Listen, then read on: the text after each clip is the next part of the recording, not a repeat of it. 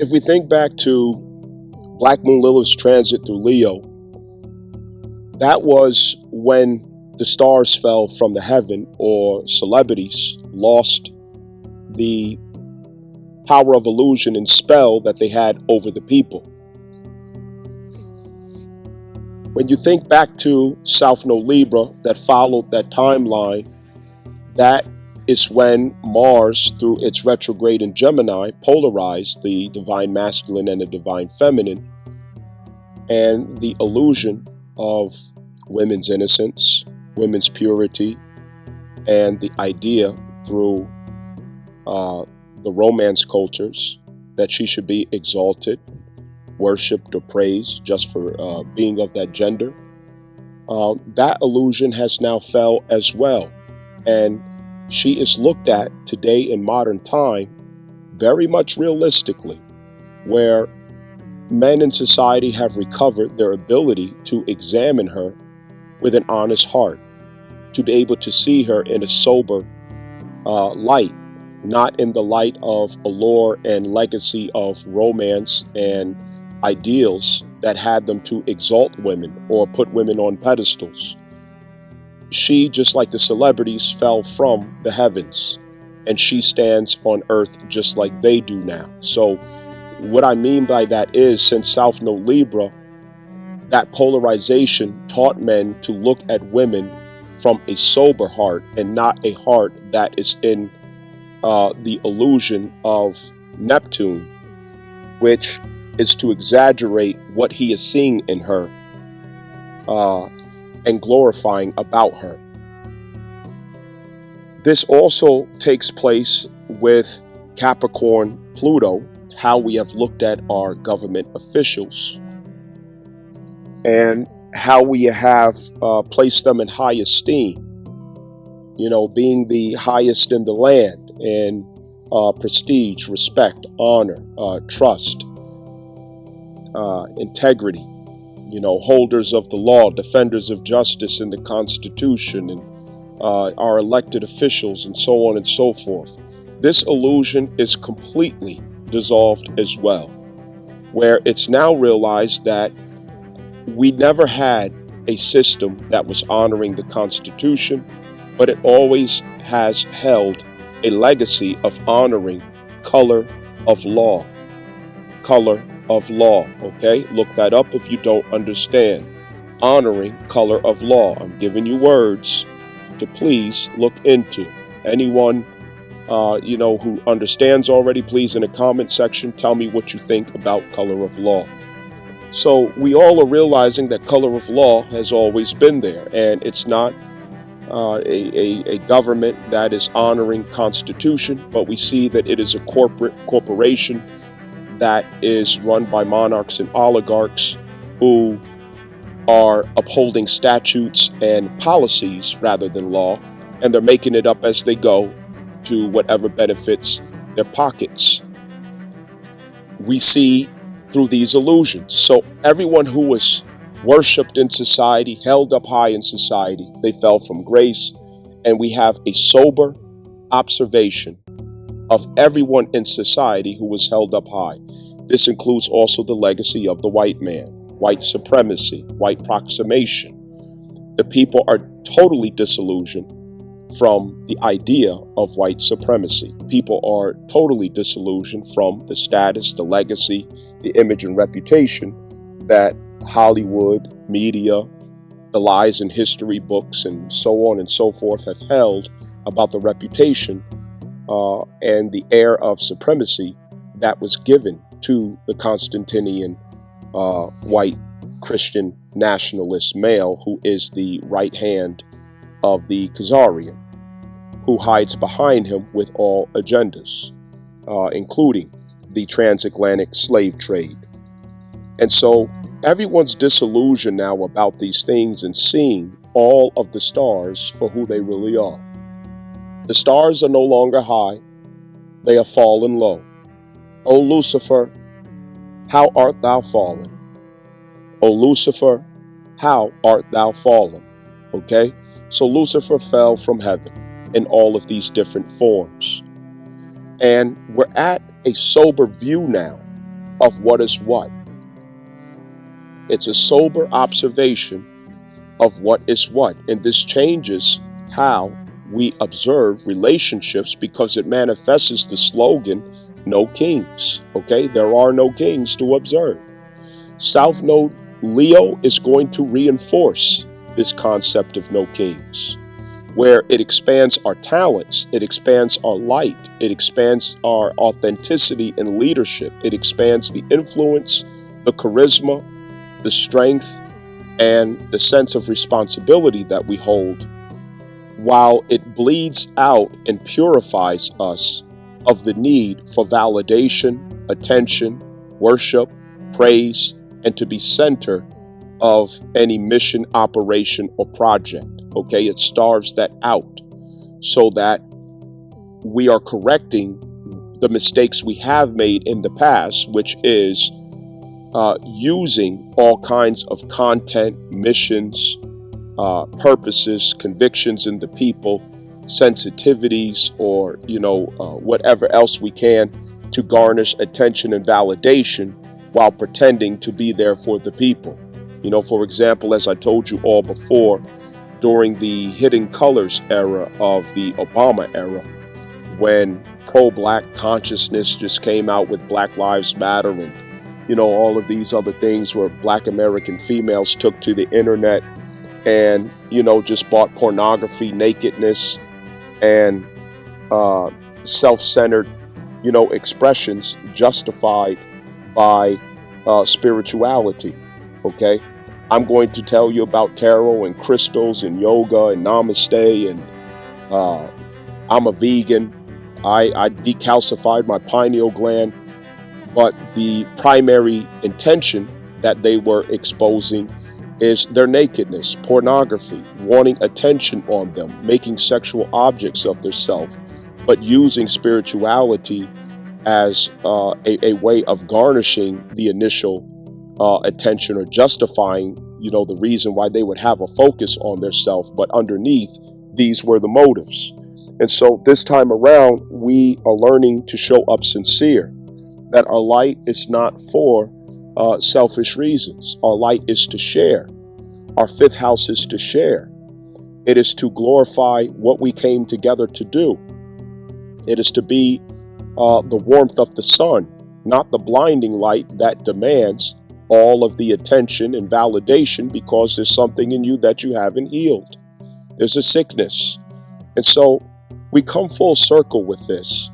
And this manifests the expression of no kings at Juno in Aquarius conjunct Pluto. This is where we realize, okay, there are no kings.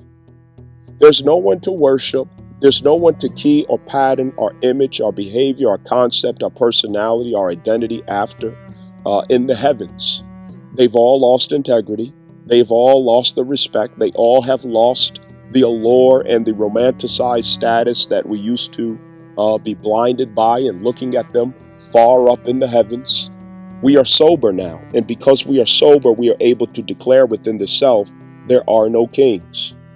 And with there being no kings, we are able to focus on joining hands and letting go of self-importance. Letting go of self-importance. Again, letting go of self-importance. It's not about me. I'm not the center of attention. I'm not the reason we are here. We are here for what blesses us, for what benefits us, for what helps us, for what heals us, for what moves us forward. We are joining hands. We are combining talents, visions, powers, resources, capacities, so that we could accomplish what we know we deserve to experience, to establish what should be here tomorrow for those who come after us. We have to stand up and empower ourselves. There are no kings. We are our own ideal. We are our own concept. We believe in and found our own light to consult and to refer to, not celebrities. We see that celebrities have led us straight to hell. and they continue to do even as I speak. So with this sober heart, the disillusionment is here, that we have work to do. And we only need to consult our own hearts, our own spirits, for what must be done, for how it must be done, and how we must show up, because this is authenticity.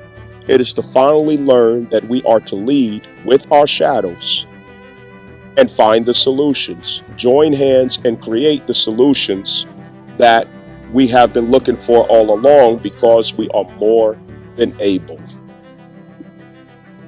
Juno does represent where we have commitments that are actively being aligned with.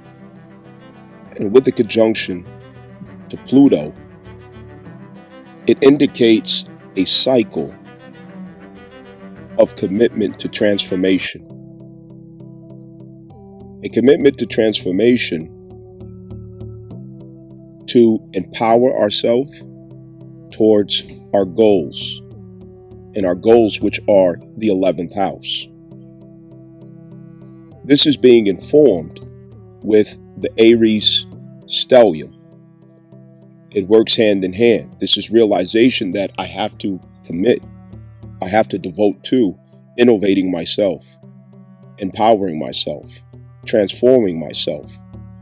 And that's going to take my resilience and courage to accept whatever burdens of disillusionment are ahead of me, to get more honest with myself, to get more truthful with myself, to require less glitter, decoration, and escapism. So this is seeing that if I'm going to have a future outlook and trajectory through relationships, I've got to change. I've got to transform, because my empowerment is at limitation of what I'm willing to do to empower myself through others. My empowerment is conditional on what role I'm willing to play in society, in community, in the collective. So this is us clarifying what all of this means in this cycle. For some of us, this could bring a Pluto or Plutonian character into your life as a soul contract. What I mean by that is, a Pluto person in your life brings a great deal of power. They're able to transfer to you pure, raw power. And that power usually comes through self-awareness, disillusionment, and what may feel like the burden of truth that is hurled on your shoulders through that person. It also can indicate initially power struggles, where someone's trying to subdue you or bring you back into submission or under the limitations of their own power. And it's a point where you have to get in touch with your power and overcome it. Set yourself free. So this conjunction could be a point where you have to face the final boss of the past story. And that final boss may be someone who you never thought in your mind that you would have to go toe-to-toe with to get your freedom, to set yourself free. When it comes to Aquarius Juno, open your mind to accept that you will be called to realize necessity in an eccentric and unorthodox design in your approach or reception of a relationship turn. You can have a crisis in your relationship that requires unorthodox solutions, eccentric solutions, solutions that break tradition, solutions that causes you to look like a rebel or heretic. This is where the relationship itself incorporates its shadows. It's the relationship it's the shadows of the relationship itself becoming normalized, becoming regulated. Keep in mind that Aquarius is not to justify perversions. It's to justify necessity of the demands that Cancer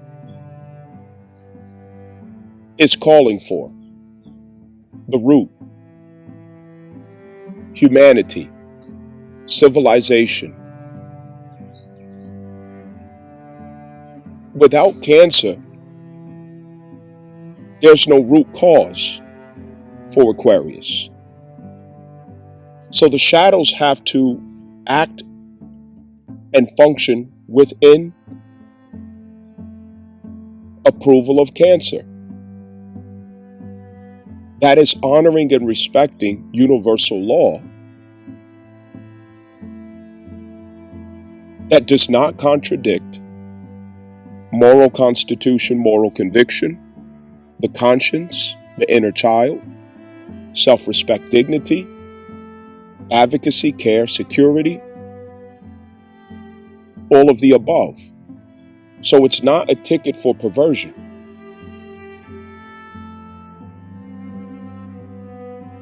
We've went through the function of incorporating the shadows of the self. Now the relationship must accept its shadows. You'll find yourself in a bind where you're like, okay, maybe it's time to part ways. Maybe I can't deal with this person. Maybe I can't live with this person. Maybe I can't continue a relationship with this person. That may be what you perceive, but once Pluto gets involved, Pluto shows you where the truth, where the consistent truth, the bottom line is at. Okay? Pluto disillusions you from anything that's blocking you from getting to the point, the truth, the underlying point that's beyond the noise.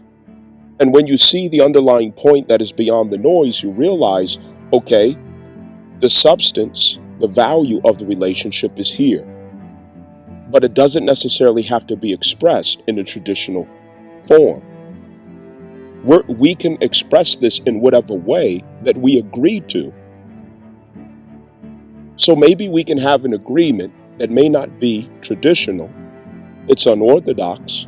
It's eccentric, even strange, but it's what works for us. Let's say you have a couple who's on the verge of, a breakup or a divorce, and one went, and moved next door. One went over here and, take a break, or they went over there in separation. And they find, you know what? I don't think we have to divorce if this works for us, because, inevitably I still love you. I still care about you. I don't want to just leave you. I don't see it that way. That's not the problem that I have. I think that I'm a better version of myself. You're a better version of yourself when we have space. That may be the case. And unlike the traditional form of living together as husband and wife, you live in one state and the other one lives in another state. It's things like that as an example where relationships take unique designs out of necessity. And necessity is now accommodating the crisis. And that's the innovation.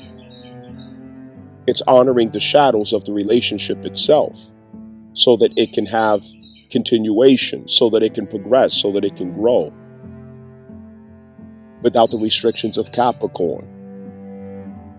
Understand that. When we have the ability to take relationships and remove the romance, or in a commercial sense, when we take relationships and we remove the extremes of corporate expectations and demands, we can get to space that we need for the humanity, the space that we need to accommodate the human experience, the inner child, and also the shadows that we know must walk with us. And we advocate for that, to be honored, to be considered, and to be accepted, if accepted or not. We advocate for that. I once, for example, had to do a unique design in career. I remember in my career as a union carpenter, as a journeyman, I would have to travel all over America, at what we call outages and shutdowns. This is where power plants would shut down and, for sometimes several weeks, several months, or even years. And what I found worked for me when I needed to, pick up studies and go to school, and when there were family concerns and demands, upon me, and relationship, matters and things like that, I found that I would work seasonally. Traditionally it would be, 360, all through the year.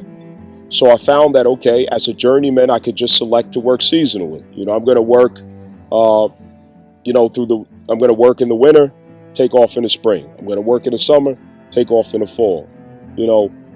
It's out of necessity you found a unique design or pattern for yourself that works. So this is the step back and to be creative enough to make room and advocate for the fifth house to have full expression into your relationship in your life. That fifth house has to have somewhere to go. Why do I say that? Because it's about expression of the self, having freedom to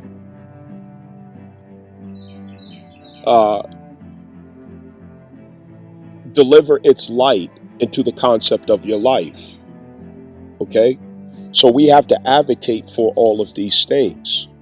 So it's time to start looking at relationships as having more possibilities than what we once considered, having more range than what we once considered. Understand that. When it comes to shadows, we often can take tradition and it can blind us to the point. It can blind us to the point. And we could find that what we are doing and what we say we are doing could be two totally different things. We follow the script and we say, for example, and I'm going to bring this up again because I always advocate for it. We're a monogamous society. I'm a monogamous man, right? But the truth is that nobody gets to see when you're not being a monogamous man, when you're not being true to your oath, when you're breaking your contract, when you're sneaking and you're hiding and you're doing this with this woman and that woman and that woman. That part doesn't get spoken of. And how common is this? How often is this that through coercion, through pressure and duress, you sign up for a contract that you know you're not going to fulfill or be truthful or honest to, claiming you're a monogamous man and you're not. So the Aquarian approach is, you know what? I'm going to be honest. I'm going to be transparent. I'm going to bring my shadows out and present them and let the chips fall where they may. I'm not monogamous. It's not my nature. It's not what I intend to do. It's not what I am aligned with. And you give the other person the respect and the freedom to choose whether or not that's what they want to be a part of. Okay, that's the Pluto factor, the burden of the truth in the matter. So if you incorporate the burden of the truth and you allow Pluto to remove the illusions, if you allow Pluto to empower you through disillusionment, which causes you to have to surrender to what the truth of the matter is and re-present yourself truthfully. What do you have? You have Aquarius. Because you set yourself free, you liberated yourself through the truth by presenting and putting your shadows in the front instead of suppressing them or hiding them in the back. Okay? And ultimately, what the demand is going to be at that point of Aquarius, where you have to incorporate shadows and find a unique design that accommodates your shadows. It's going to come from Sagittarius, Black Moon Lilith. So if you look at Sagittarius, Black Moon Lilith, what are the characteristics and features that are happening at that house for you natally that you're going to have to advocate for as being part of all of your relationship ideals, connections, pursuits, and intentions, where you may have to change the design, where you may have to advocate for the shadows that you are learning to incorporate into your everyday walk so that you can walk free and honest and true and not hide and lie and suppress. Understand? That's real empowerment. Juno in Aquarius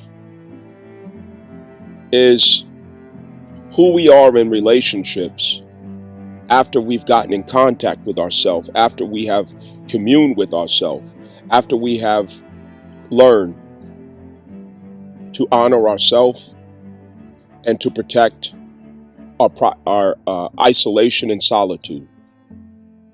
Aquarius is nothing without access to its solitude and personal time, the regeneration of its personal space and energy, having clarity in its own identity, not getting absorbed, tangled, or confused in others' identity. That is Aquarius energy. So this could be the presentation of a timeline where it gets realized the way that we've been doing it doesn't make room and space for me to accommodate the relationship between me and my inner child, the bonding that I have to maintain between myself and my inner child, the ritual that I have to show up for every day to be in a spiritually pristine state with myself, to have the clarity in who I am authentically and not the noise of other people in programming, expectations and demands, assumptions. I don't need that. I don't want that. I love you. I want to be connected with you. I enjoy you. You bless me. I hope that I bless you. But we don't need to be attached and consumed of each other. I need air. I need space. I need clarity in myself. I need to commune and bask in my own energy so that I can show up authentic and valuable every time. I need my own genius to download to my body. And when we connect, not too much. And what I mean by not too much is when there's just emotional saturation and not intellectual exchange, intellectual value, the dream state in which dreamers are, lifting up and nurturing mutually themselves as visionaries, as missionaries in this world. Where's the necessity in this world? What do we understand about the crisis of the world today? What are solutions for this? What can we do to be a part of what heals this planet? This is Aquarius. It's fulfilling, it's adventurous, it's exciting, it's beautiful because it's full of meaning. And it does not include consuming each other, smothering each other, being vampires to each other. It doesn't include the emotional indulgence of each other, draining each other. No. It remains electric because there's purpose between you. There's purpose between you. There's reason between you. There's mission and intention between you. I want to go over again this Aquarius-Pluto conjunction with Juno. This Aquarius Pluto conjunction with Juno.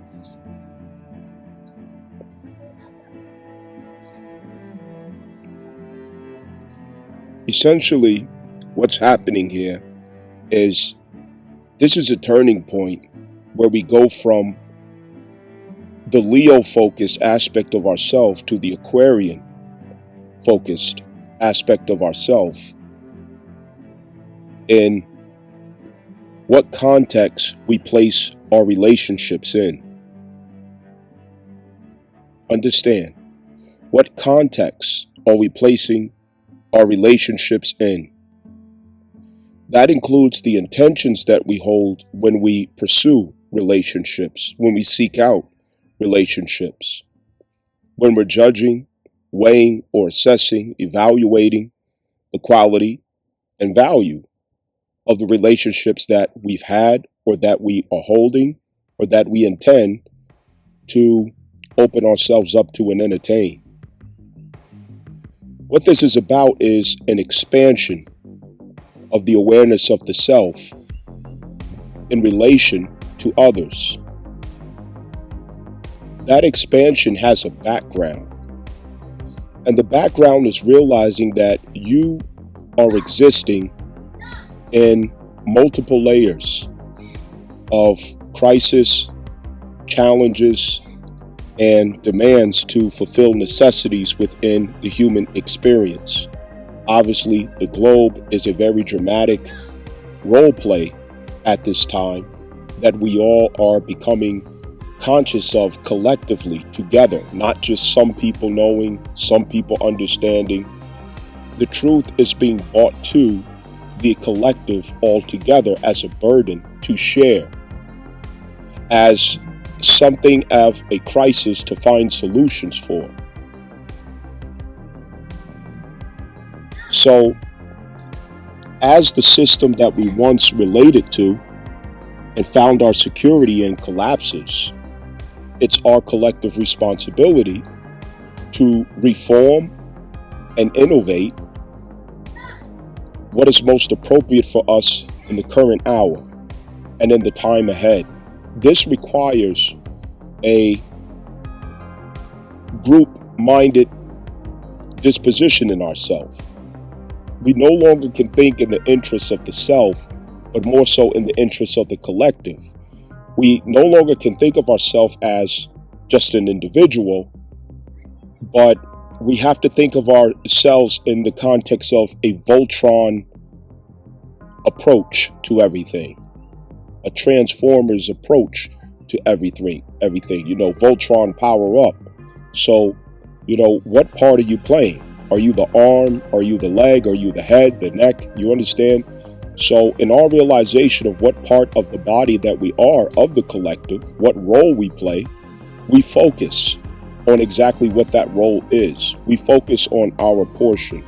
We focus on our assignment. We focus on what we realize we are here to create, how we're here to contribute to the bigger picture, to the collective. So this is seeing that there's a greater value in the bigger picture. And there are some things in the personal preferences, desires, or habits that we may have been used to that we're going to have to sacrifice, modify, change, adjust in order to secure our role as a component of a body, This may include, realizing that it's time to let go of certain habits, certain thought processes, behaviors, ideas of ourself, certain things that limits our ability to work and perform effectively with others, or to think in ways that includes what appropriately innovates what has collapsed. Okay? What innovates what has collapsed? Pluto always demands, after presenting us with a moment of disillusionment, Pluto demands that we transform. It demands that we transcend. It demands that we change. Pluto is how we change, evolve, and transform what Mars is serving of the body. This is to make ourselves compatible with the collective mission.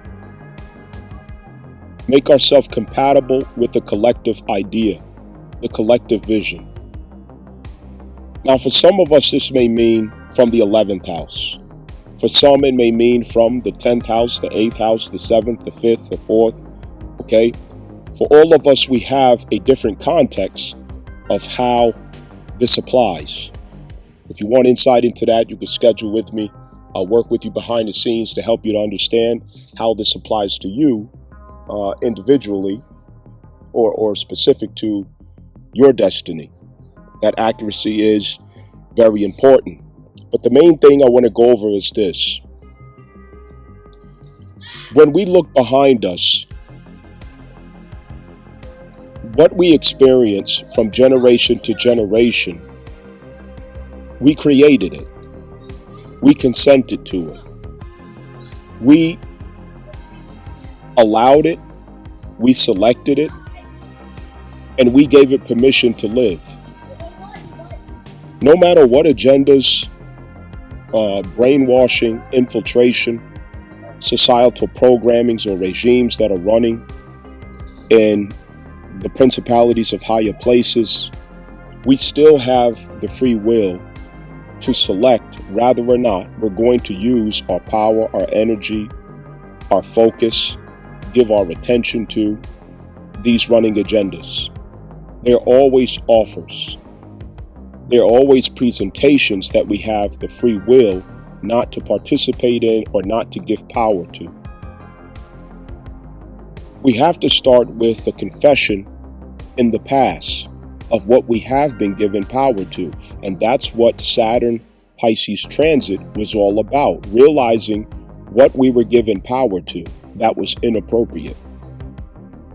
That's individually and collectively. We have to own what we were given power to.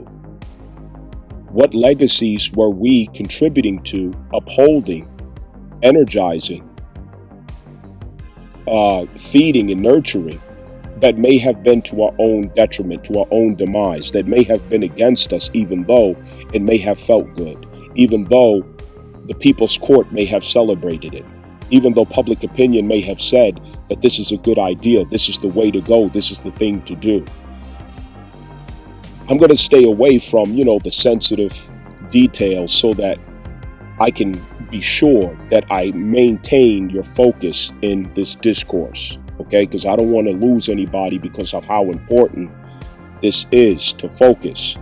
I'm going to trust that you will be responsible, mature, and transparent enough with yourself to know exactly what I'm talking about and what I'm referring to here.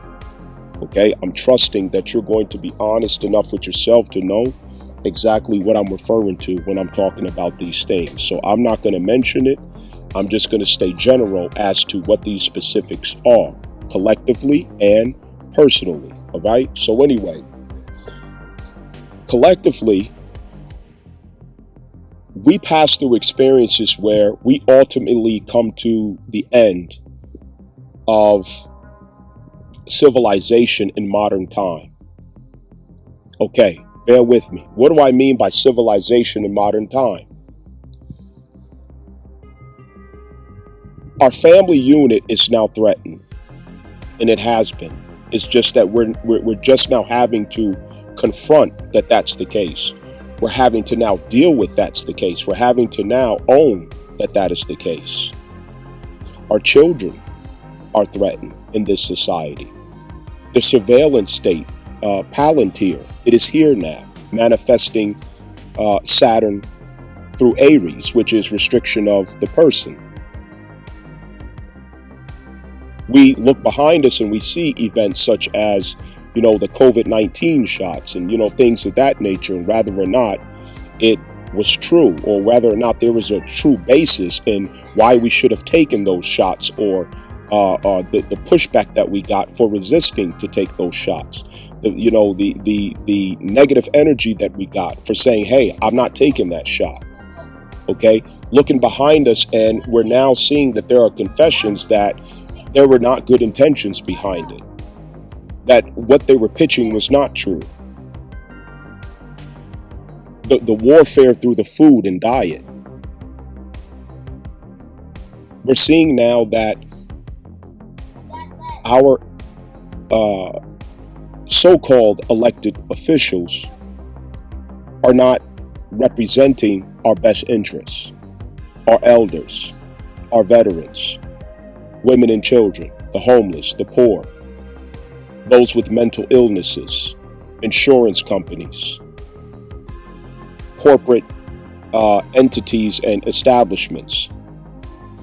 The veil has been lifted, and we're all together now looking at what has always been there. We're assessing what has always been the case. We're examining and picking apart what has always been the case. It's certainly not new. It's just that the convenience, the luxury, and the comfort has been threatened of those who were able to select whether or not they wanted to focus on it. That has been removed. Now everyone of this society, every people of this society has no choice but to examine it together, feel the pain together, carry the burden together, realize that something is not right, something is inappropriate, something is unfair, something is unjust. What is happening? We no longer have the luxury to turn away. Okay, there are certain classes of people in the society who this has always been the case for. Okay, especially Black Americans and, minorities. This is nothing new to some people, but to some people it is new, where they are now feeling it. They are now seeing it up close. The reality. Where we thought that we had a government that's honoring a constitution, and now the people are realizing there is color of law. Listen to me. The people are now realizing that there is color of law in effect, in practice, and that color of law has been hiding the fact that we have been observing policies and statutes of corporate powers, monarchs and oligarchs, not government and government officials. Now everybody sees that that really is the case. It's clear now that members of the society were brainwashed and used to control other members. Programs and agendas were run to make sure that there's a certain way that we're thinking, a certain way that we're behaving that is not in our best interests. But the illusion, the trick has always worked through our lack of maturity and authority with our own desires. Our lack of maturity and authority with our astral body. The lack of maturity and authority when it comes to how we relate to the expression of our Venus, how we embody and carry our Venus. So the number 9, South Node Virgo, had to teach us how to regain that authority over our Venus and astral body, our sensory perceptions, our desires, our lust, our impulses of, the enes, dopamine, serotonin, oxytocin, so on and so forth. We had to learn to heal that through the number 9 South Node Hermit card process of Virgo. We had to learn how to heal our addictions with Venus, the escapism, the delusion, the self-deception, the tricknology that we play on the self, the justification of how we put ourselves in a bind for pleasure and for joy and for lust and for luxury. Okay, there's a lot of things that we had to come to confess because we have to get to the truth first before we get to change and transformation. We have to get to the truth first before we get to change and transformation. That was challenging. That was difficult. And it still is challenging for us to hold that truth. And what roles we were playing what we participating in and what we're still participating in, what game was being played on us and what effect we had and legacy of the American experience. And we see how we betrayed ourselves. We see how we wronged ourselves. We see how we were unjust to ourselves. We see how we put ourselves in a bind. We see how we handed our wrist over to be tied and chained up. We see that Kanye really wasn't crazy when he said slavery was a choice. We see that Kanye West really does have the last laugh. We also are seeing that in history, there were many inaccuracies that were not accidental. There's a certain perception that was beneficial to corporate world for us to hold in order to maintain power, authority, leverage, and legacy to certain members of the world and society under unum sanctum, doctrine of discovery, the Catholic Church, the Constantinian legacy.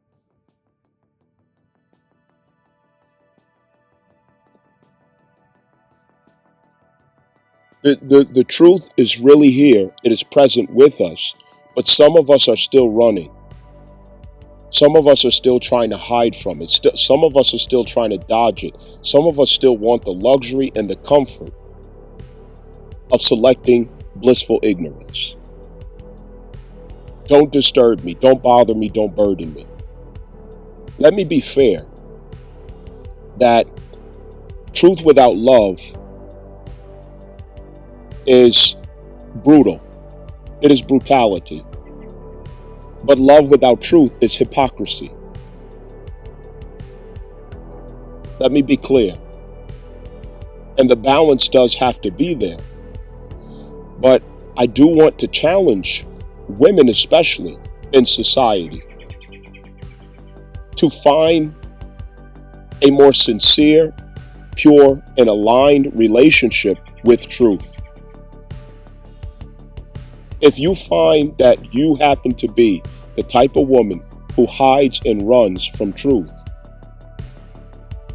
who thinks that you're progressing, you're growing, you're benefiting, you're doing good or you're doing well by plugging your ears, covering your eyes, and running away, I'm here to ask you to re-examine that idea. I'm here to invite you to trust that there is empowerment in dealing with the burden of truth, because it will set you free. And I'm here to say that relationships, since we're speaking of Juno, that women are going to have to take a collective consciousness, a collective awareness, and a collective responsibility, collective accountability with their power. Understand this. You women have power that you don't understand. But somebody else who understands your power uses it for their benefit, but it's not in your best interest, but it is in the best interest of what you want to feel. And there is the problem. Do you have the maturity to understand that and counter it? That's the portion right there that makes women very similar to children. And I'm not saying this out of insult. I'm saying this out of honesty without being brutal about how I'm saying it. I'm trying here. I'm giving my best efforts. This is the part that makes women just like children. If you give women freedom, liberation, you do whatever you want, nobody will question you, what will they do with that freedom? Will they hurt themselves? Will they put themselves in a bind collectively? Will they make decisions that is not in their best interest, but they satisfy their desires? Women had to pass through the catalyzing karmic lesson of feminism in order to learn what must go with freedom and liberty. And what women were supposed to learn is that accountability and moral commitment must always go with freedom. It must always be what sanctions your use of freedom. Finding where the accountability is at and finding where the moral obligation is at whenever you should use your freedom. And that is the square with Aries to Cancer and Capricorn, as I explained in earlier messages. This is what women were supposed to learn. So what I'm describing is not that women are the problem.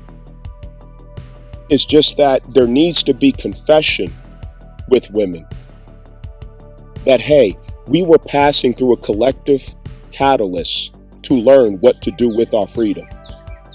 And I can admit that collectively I see why we needed to learn what to do with freedom, because in our trial and error, we hurt ourselves with freedom. We hurt our nation with freedom. We hurt our community with freedom. We hurt our society with freedom. We hurt the children with freedom. We hurt the patriotic legacy with our freedom because we abused that freedom. We misused that freedom because we didn't understand it. That's all I'm saying. And don't make the error of saying, oh, that wasn't me, that was them. I'm different. I'm not like them. See, we're already in error when we step into that mind state. Because we're a collective. We're a collective here. Are we learning from the past? Because this is a turning point.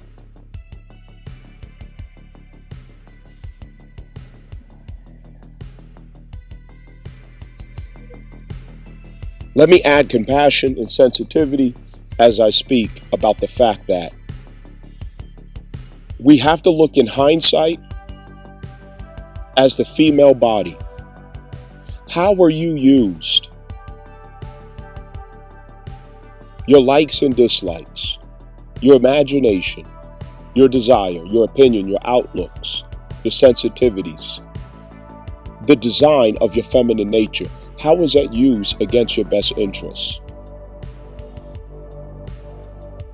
You women were used to regulate pornography in society, where marriages have to walk in the open community.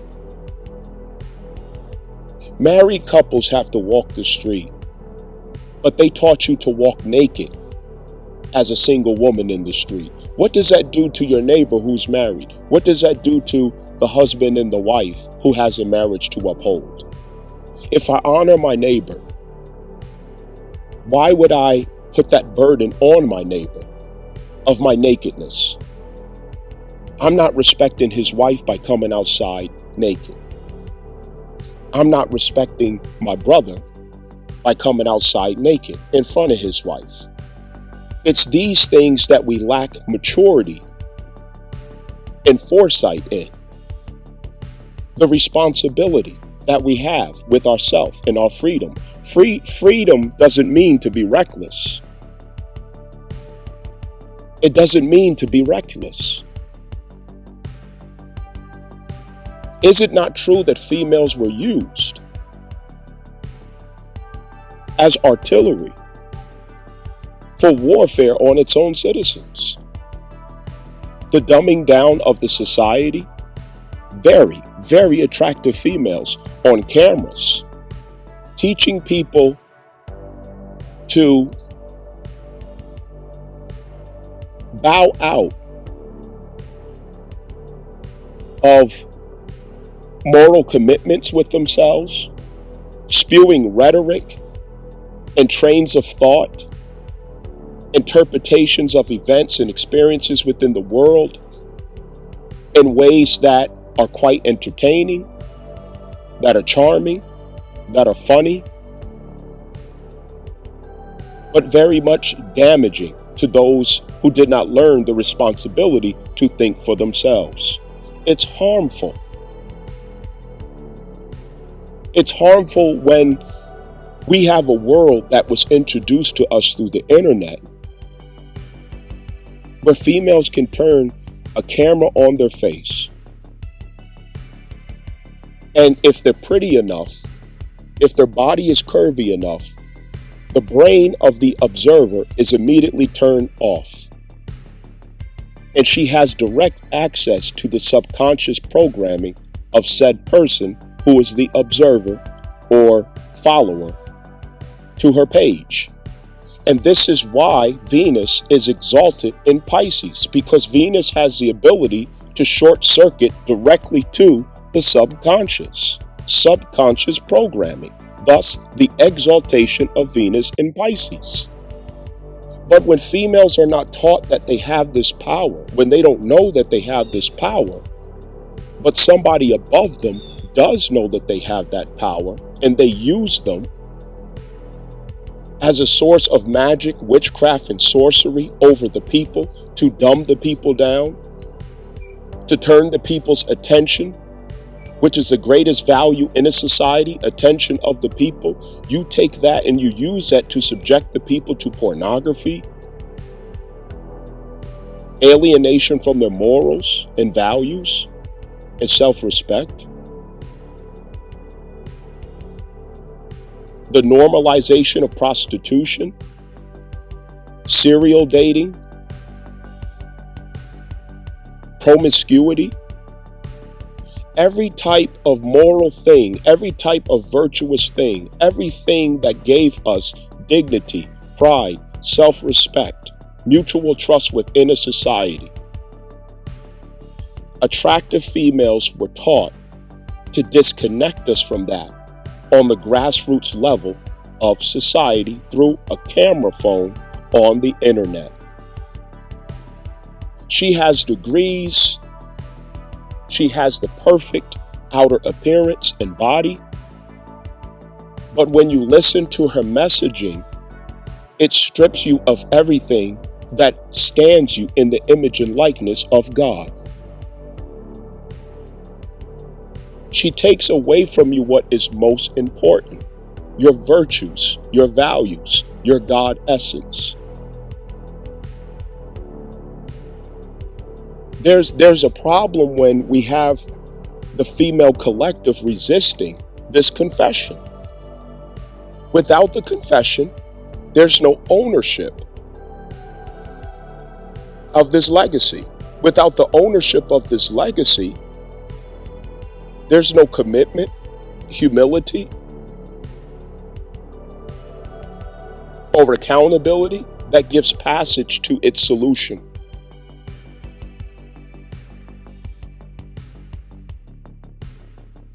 There's the slogan, "Make America Great Again." What makes a nation great? What makes a nation great is for it to be civilized.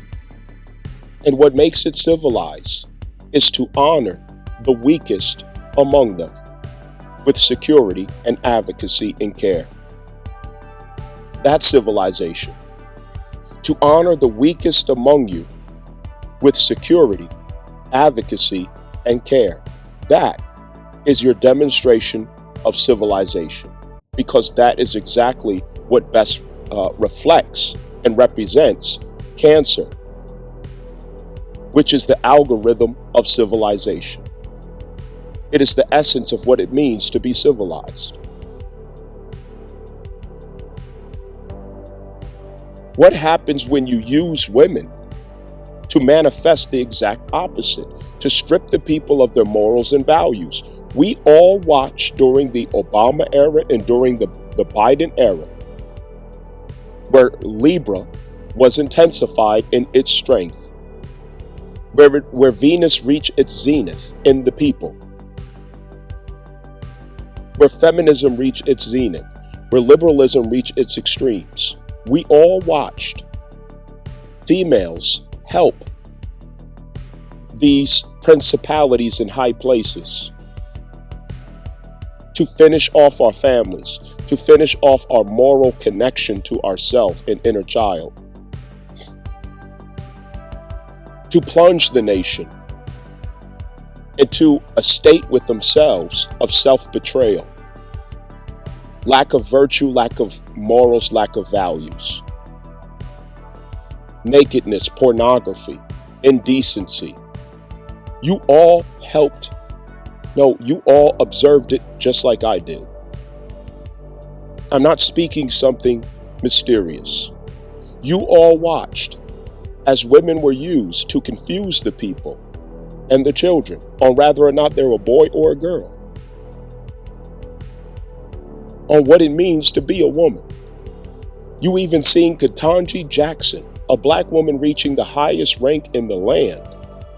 You watch her betray women when she was asked what is a woman and she refused to answer it so that she could keep her good job. Is the infamous crazy? Am I mad? Have I lost my mind? Or am I simply bringing a burden that inconveniences the bliss that you want to enjoy? Is that the case? What is the real case here? I'm presenting it.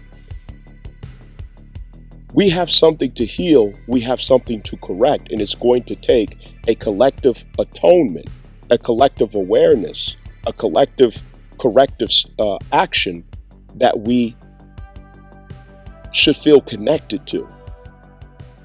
That we're not going to be used anymore. We're not going to be played anymore. We're not going to be dumbed down. We're not going to become the murder weapon. We're not going to help the devil. We're not going to pretend like we don't know that we're helping the devil.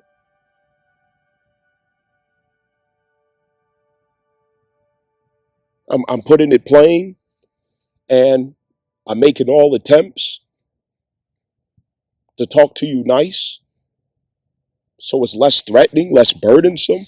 But these are things that we really have to show up for if we are to really have empowerment.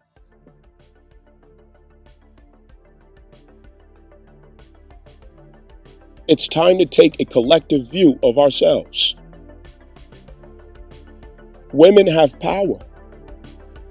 And if America is to be great, it must be civilized first. The children can no longer be threatened by not having a family tomorrow, not having a father tomorrow. The children cannot be threatened with becoming some woman's convenient weapon against the man who she is at odds with. The court systems becoming some artillery to wage warfare on the other.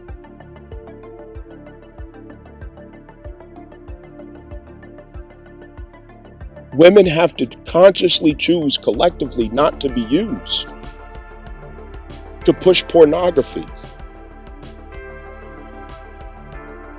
hypersexuality, promiscuity, serial dating, the worshiping and exaltation of single life culture that simply leads to these pathways. Yeah, you're single, but you're promiscuous. You're single, but you're serial dating. You're single, but you always find yourself naked in society. And it does matter that these are the things that we have been doing, because it has consequences. It does make a difference because it has consequences.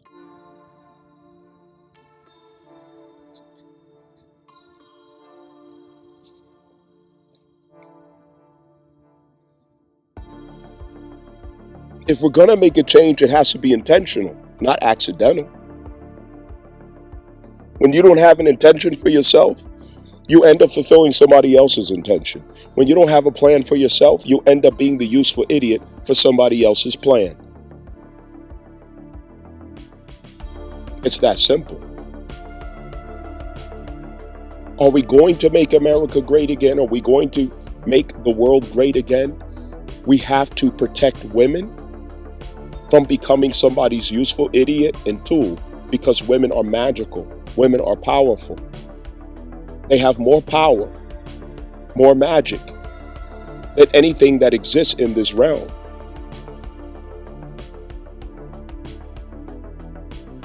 You can change the culture of a people through women. What women say is popular will remain popular. What they say is chosen will remain chosen. What they say is to live and to garnish attention, traction, staying power, money. Women are the ones who chooses what gets life, what lives, what continues, what lives again, what has legacy, what becomes nurtured to full strength. It is entirely up to women. Women choose the type of men that we have tomorrow, because men pay attention to the type of men that they choose, and men follow suit.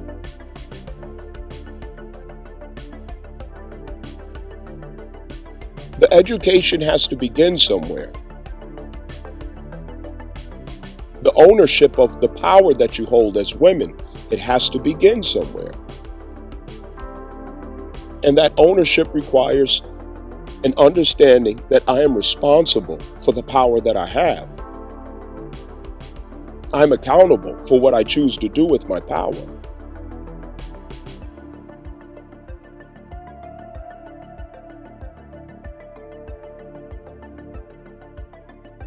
Make America Great Again has an attempt through corporate strategies, oil, jobs and careers, and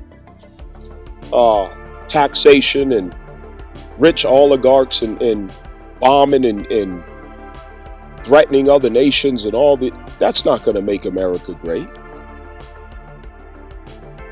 That's just going to make the oligarchs more rich.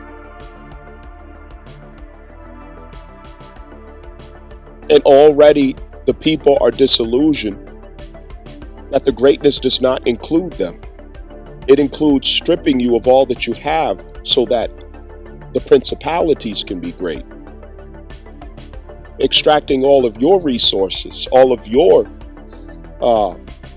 strength, all of your energy, all of your vitality, all of your life for their gain, not yours. They threw the veterans in the street. These insurance companies are consuming the elders.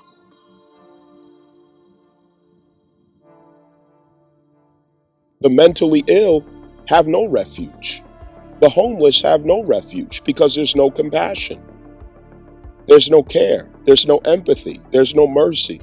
There's no humanity in those who are leading the country. They are uncivilized. They are savages who are leading this country. They are savage. They always have been savage. The cloak is lifted.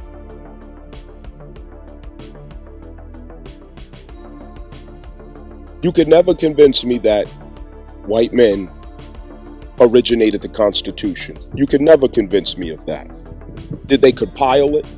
Did they borrow it from the wisdom of the indigenous? Oh, yes, you better believe it.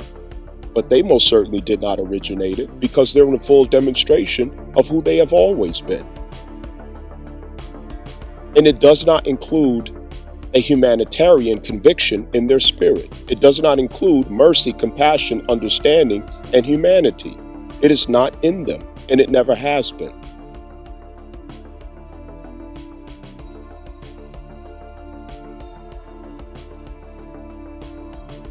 We are a collective, we are a whole, and we have to become more intentional about what we're going to do to cure our state, to empower ourselves, and to make all necessary changes to become our own welfare,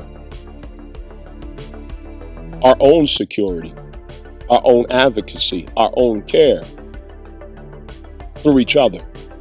And we have to trust each other to do that. We can't trust each other if we lack integrity, if we lack accountability, if we lack moral integrity and depth. If we lack understanding, if we continue to demonstrate that we are simply fugitives from the truth, we are grossly immature, and our intention is to live savagely, to indulge in whatever Venus may beckon us to, at the expense of true security, how can we ever trust each other? It's no different than a crackhead. The relationship of Venus will make a crackhead of you. You're a slave to your desires, a slave to your impulses, a slave to what you want to feel, and you'll sell anything to have it, to feel it, to experience it. This is where we must mature. Relationships on a personal level at this point with Pluto, it becomes about, are my relationships connecting me to collective evolution? Is it keeping me in the know and in the go of how we are supposed to be evolving from here? Are my intentions for relationships in the future including progressive and innovative wisdom?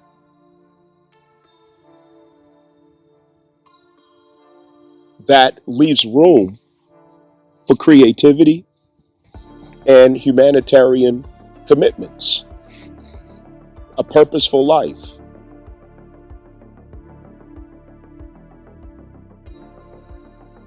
Where are the people who are evolved that I can connect with, that I can bond with, that I can build with, that I can think with and create with? This is about evolved people realizing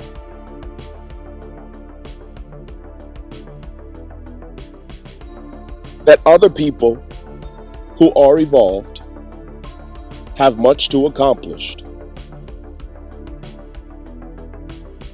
It's realizing the futility and leaving space and room or access to those who refuse to evolve themselves.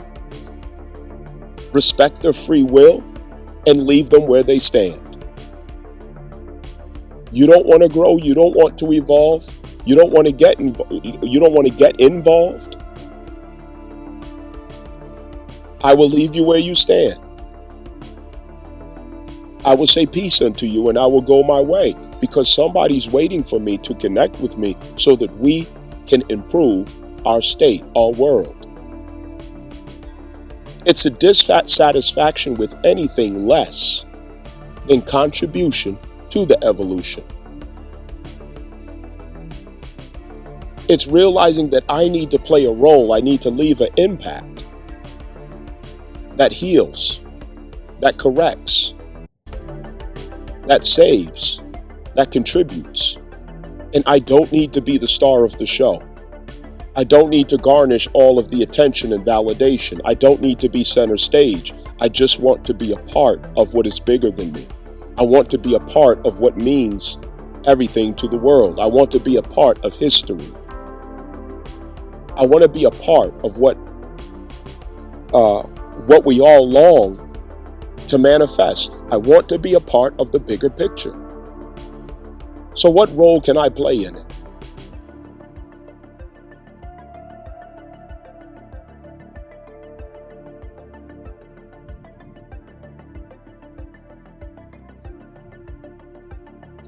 Our relationships become a Trojan horse, a vehicle,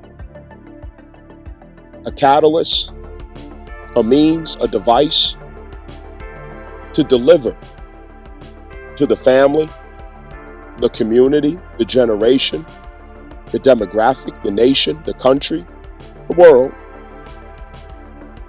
whatever is needed. It's us coming to a point of empowerment with ourselves through the relationships and realizing a relationship with particular minded persons, with particular visions. People who have met their shadows and evolved. If I form relationships and connections with such persons, I can find the power, the empowerment to create the world that I know is supposed to be there tomorrow.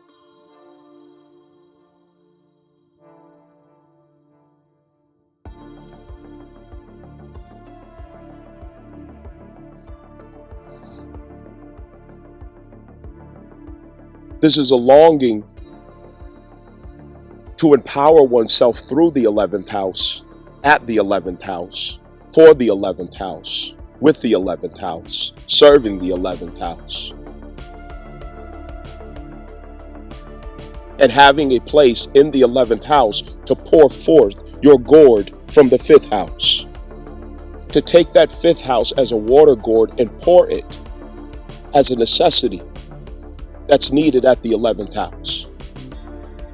That's what this is about, because that's the appropriate relationship with Venus.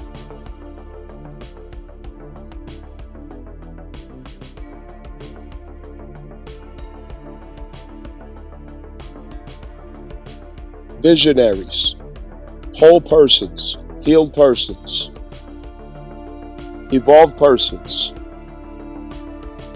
not selfish predators who want to prey on others. Selfish opportunists who want to benefit and gain from the sacrifices of others.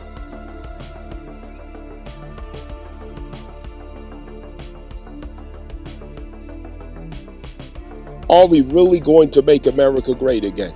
We can if we want to, but we can't do it without the woman, without healing the woman. And healing the woman, we have to find a clever way to get the truth to her. We have to find a wise, artful, clever way of aligning her with the truth, with helping her to carry the burdens of truth. Because without truth, we cannot accommodate love. We cannot be effective or empowered, nor can we be transformed. We can't trust ourselves or each other.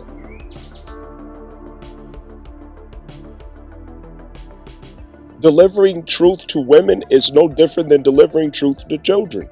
You can't tell children any kind of way. It's very easy to come across as a tyrant to children, as overbearing to children. Women and children are no different in how they relate with truth. It's challenging, but that's where you have to pull on the father in you or the mother in you when you're talking to women.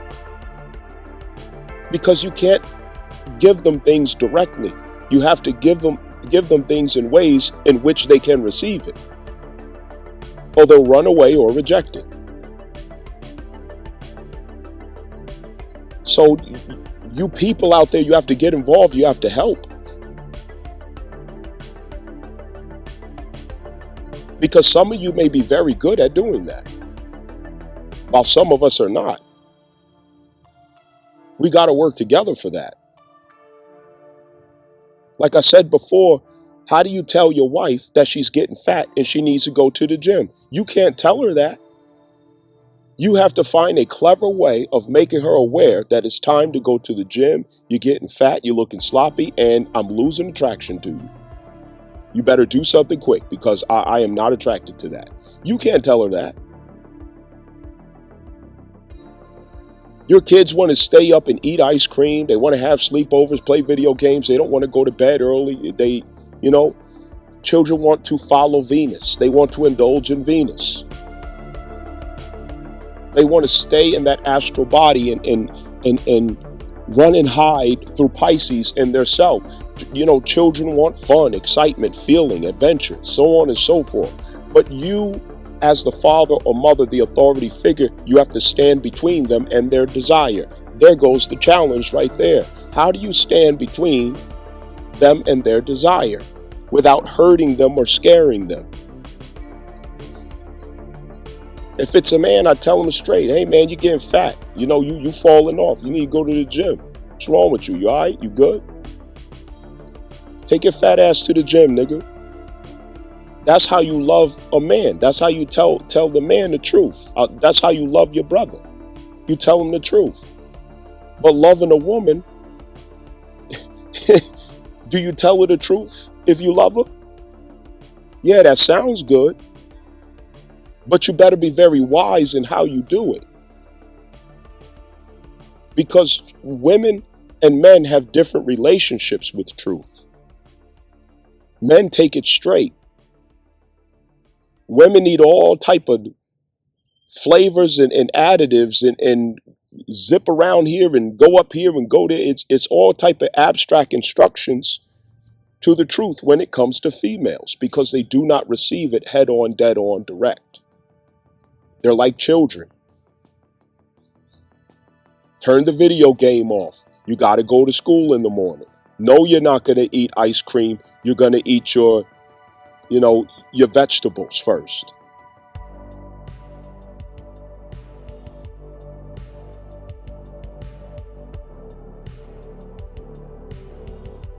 It's very easy to become the enemy, the bad guy with women when it comes to truth.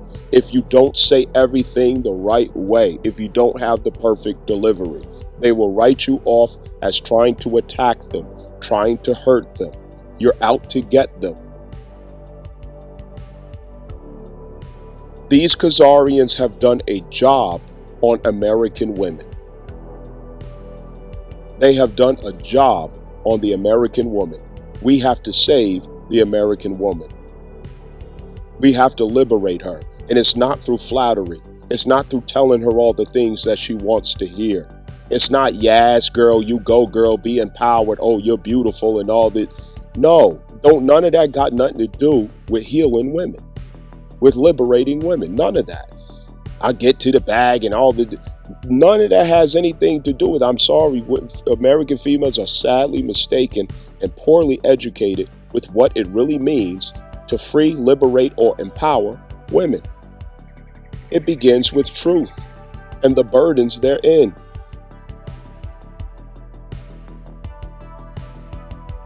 Now, from an 11th house perspective with Juno and Aquarius, we have to also consider the context that it will take with the 11th house. This will vary for every person because we all have different things going on at our 11th house. However, collectively, as it relates to the 11th house, our idea of commitment, our idea of what partnerships and relationships should be focused on, or what context to place it on, it would take precedence at the 11th house. It will prioritize what is possible through the 11th house. It will have a favorable outlook with what goals and aspirations you have at the 11th house, as well as networking capacity, networking opportunities. So this can be that soulmates are scheduled, or a soulmate is scheduled to manifest to you during this timeline, to connect you with opportunities at your 11th house, to expand you at the 11th house, to teach you what you need to learn to have success, progress, or initiatives at the 11th house. We all know that with the Aries stellium, everything that we're doing right now are based on initiatives. It's the beginning phases and stages of what we're out to do. So at the 11th house, it's more of reaching out and networking and connecting to like minds, friends, and those who share a clarity, or understanding, with what vision you have. Relationships takes a friendly disposition. It's more of we are friends before anything. And we are friends based on what we both hold as convictions, beliefs. We're able to relate. We're able to understand each other and meet each other where we're at with where we want to be, what we want to accomplish, where we want to go. We share similar convictions, frequencies, and energies. And this is quite empowering. It's not only empowering, it's also grounding. It helps us to feel stabilized and grounded and supported. So this is a great opportunity, and it's a perfect time for us to open our minds and to know that purpose is what we're leading with. Purpose is what we're leading with. So this is a good time for us to let go of anything that makes us feel like we need to be center stage, like everything is about us, and expand to understand that we're only part of a whole. And being part of a whole is sufficient. It's enough to identify what is your role in the collective. What is your contribution to the collective? What do you have to share with the collective to improve the world that we have, the reality that we have?